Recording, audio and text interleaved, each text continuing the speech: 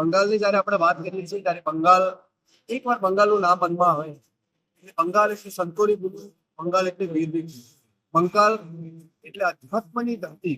ત્યારે આપણે કહીશું કે એમાં આત્મશક્તિ શુદ્ધ છે, જ્યાં રામકૃષ્ણ પરમહંસ અને સ્વામી વિવેકાનંદની ધરતી છે, જ્યાં બંકિમચંદ્ર ચટ્ટોપાધ્યાયનું વંદે માતરમ છે, જ્યાં સુભાષચંદ્ર બોઝનું જય હિન્દ છે, અને જ્યાં શ્યામા પ્રસાદ મુખર્જીનું છે દેશ મેં દો વિધાન દો क्षण दो प्रधान नहीं चलेंगे કહીને જેમને કાશ્મીર માટે પહેલી આઝાદી આપી હોય એ ભૂમિનું નામ છે.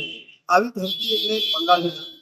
આ ધરતી પર આઝાદી પછી 50 વર્ષો સુધી પૂર શાસન રહ્યું. 35 વર્ષ લેફ્ટિસ્ટ અને 15 વર્ષ એના કરતા પણ શું એટલે ટીએમસી. તમે જોયું હશે દરેક ચુનાવમાં હત્યાઓ, પાછલા ચુનાવ પછી 300 ભારતીય જનતા પાર્ટીના કાર્યકર્તાઓને મારી નાખવામાં આવ્યા.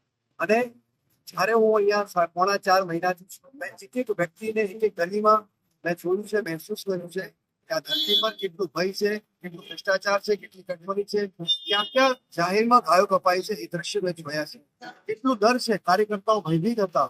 અહીંયા કોઈ ઝંડો લઈને કોઈ ઠેસ નહીં પહેરી શકે એવી સ્થિતિ બંગાળની. અને અમે યોજનાપૂર્વક સૂક્ષ્મ અવલોકન કરીને અંદરનો ડર કાઢીને આ સ્થિતિ લાયા કે અહીંયાથી લોકો બહાર નીકળી શકે. માન્ય શુભેન્દુ અધિકારીજીનું નામ આવ્યા પછી ઉત્સાહ હતો, અને ઉત્સાહના કારણે એક ઉમેરો થયો અને લોકો બહાર નીકળીને મતદાન કર્યું.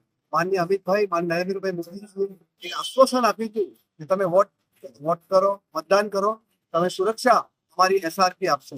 અને એના કારણે લોકો નીકળ્યા અને 90% પ્લસ મતદાન કર્યું.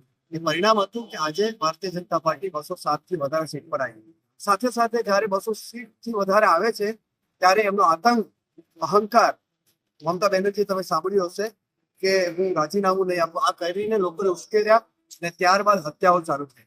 અને ત્યારબાદ જ્યાં જ્યાં એમને મોકો મળ્યો છે ત્યાં ભારતીય જનતા પાર્ટીના કાર્યકર્તાઓને હત્યા થઈ. કાલે જેણે મારી સાથે 4.5 મહિના કામ કરી એવા શુભેન્દુ અધિકારીજીના સહાયક ચંદ્રાની હત્યા કરવામાં આવી. એકલામાં ગાડી રોકી, બે બાઇકર માર્યા અને એમની છાતી પર ગોળી મારી, 5 ગોળી મારી, માથામાં ગોળી મારી, એમના ડ્રાઈવર પર ગંભીર ઘાયલ છે. આ એક વાતાવરણ બગાડવા માટે શપથની પહેલા આ કામ કરવામાં આવ્યું છે. સાંજે હું મળ્યો છું એમની સાથે, અમે ચાય પીધી, ચર્ચા કરી છે. કાલે બપોરે પણ અમારી વાત થઈ છે. અને જયારે ઘરે સુવા માટે જાય છે ત્યારે આ પ્રકારે હત્યા કરવામાં આવી છે.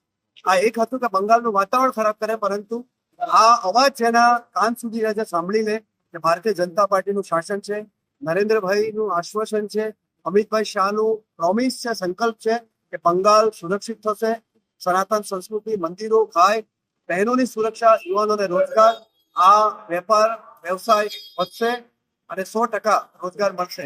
આ પ્રકારની જે પ્રોમિસ અને સંકલ્પ અમારા એજન્ડામાં છે